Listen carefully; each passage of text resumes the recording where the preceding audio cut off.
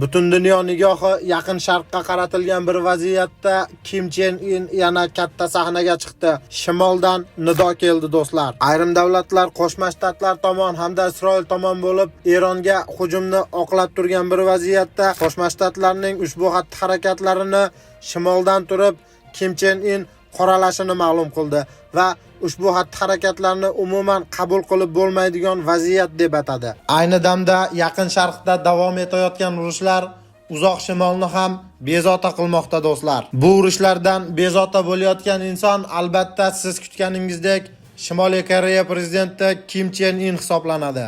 Ayrim ochiq manbalar Kim Chen Inning so'zlarini shunday yoritmoqda do'stlar. Agar Eron istasa, biz ularga Isroilga qarshi raketalar beramiz.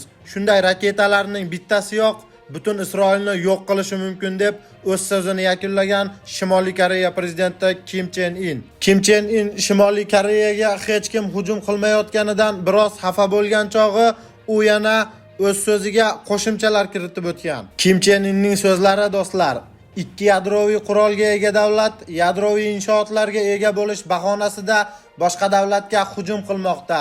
Menda ham yadroviy inshootlar bor. Nega menga hech kim kelmayapti deb o'z so'zini yakunlagan Shimoliy Koreya prezidenti. Bundan shuni tushunish mumkinki do'stlar, Shimoliy Koreya Yaqin Sharqdagi vaziyatni bevosita kuzatib bormoqda. Shimoliy Koreya prezidenti Kim Chen In haqida ham o'z fikrlaringizni kommentariyada yozib qoldiring do'stlar.